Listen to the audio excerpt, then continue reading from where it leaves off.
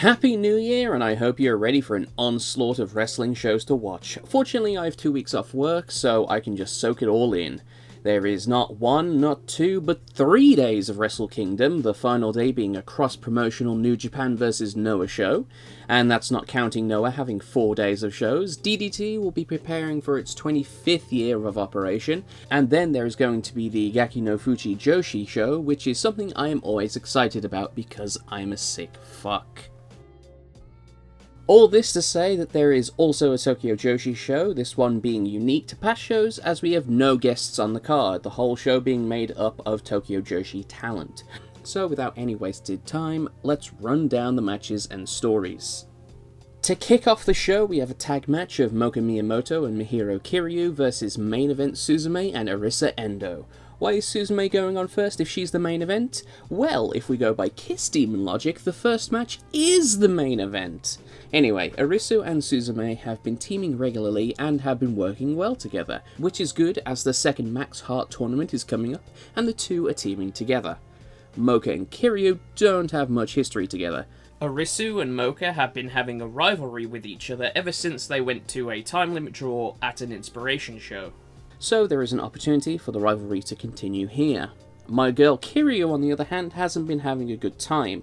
I want her to do really well, and apart from going for the international belt, has not had many high-profile matches last year, being on the losing side of most matches. I want Kiryu to start 2022 with a win, and then build herself up from there. Next is the annual singles match between hyper-misao and Shoko Nakajima. 2 years ago, Shoko was victorious in the name in a Piñata match and changed Misao's name to Akemi Dedorose, even though Misao had just returned as the Cape Crusader. The year after, Misao won in a 3 gold tickets must be found in the Gachapon match, changing Shoko to Shin Ultra Shoko, the two teaming together and going for the tag titles. And when Shoko returned to normal, she complained about memory loss for that month, so she probably is not too keen on losing again. It's all even now as we go into this year's match. There have been no stipulations made public yet. I would actually be more surprised if it was just a regular match, and I wouldn't mind that as both Shoko and Misao are more than capable of putting on a great show. Maybe Misao would like a little break from the crazy rules after having a whopper of a hardcore match with Shunma. After that, we have another tag match of Daydream versus Kamyu and Naoki Kota. Around this time last year, Daydream was separated, they had lost the tag titles, Rika was going for the Princess Championship, and after winning it, Miyu was her first challenger. Fortunately, the two have continued teaming while working on their singles careers. Kamyu and Naoki Kota aren't on the same friendly terms. It is a surprising tag team. Nao went for the international belt when Kamyu was champion, and lost. Kamyu lost her belt to Nao's new friend and tag partner, Hikari Noa. The two seem to have reconciled since their championship match, and perhaps the fear of looking weak in front of a rival will make the two fight harder and beat Daydream. Then there is a singles match between Yuki Arai and Yuka Sakazaki.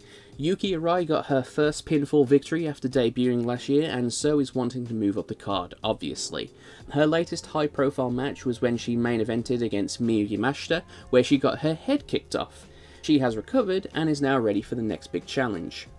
Yuki also received the Best Newcomer award at the Tokyo Sports Awards. Juggling pro wrestling on top of her idol responsibilities, Yuki has a lot on her plate. But other wrestlers in the promotion have done the same and seen great success, so it's not impossible. Yuka has taken her up on the offer of being her next big high-profile match as her tag partner has other commitments. There are currently 3 wrestlers in Tokyo Joshi that have the name Yuki. Yuka has already beaten one when Yuki Aino challenged her during Yuka's singles run with the Princess Championship. So having a win over all 3, man, that would be an accomplishment. I don't know, cut me some slack here. After that, we have a special tag match, the return of Nodoka One-san, with Raku, Palm and Marika Kobashi versus Haruna Neko, Yuki Aino, and Nodoka One-san. New fans may know Nodoka as her latest gimmick and costume, but when she originally debuted, she took the role of a presenter of a kids show before eventually retiring the gimmick. Unfortunately, both Nodoka and Marika have decided to leave Tokyo Joshi in early 2022. Hence why the gimmick is coming back one more time. I'm super bummed about the 2 departures, as I always thought Nodoka was really cool, and Marika has been absent for so long due to injuries and school commitments that now she is back, I was ready to see her get back in the groove of things. I hope in the short time we have with them, they go out with a bang with high profile matches that celebrate their history in the company, and this is a good start to that, I think. And yes, I do know all the moves to Pin Pon Pan Dance, and I will be dancing along as well. Next is the International Princess Championship match. It's champion Hikari Noa versus challenger Maki Ito. The belt has fit Hikari well. She has been fighting for it for 2 years now and has finally achieved it and has defended the belt more times than any other champion. Against some very tough challenges indeed, culminating in her defeating both of her Up Girl members. But her challenger is someone Hikari has previously lost to in her attempts to obtain the international title. Maki Ito was once international champion and now wants it back. Ito has been in a multitude of high-profile matches and went for the Princess Championship twice last year and the tag titles twice as well. While going for the international belt may be seen as a step down from that, it may be necessary. Hikari has been chomping at the bit to defend the international belt in a hardcore match. Hikari has been in 2 so far, even bleeding to show her love for the stipulation.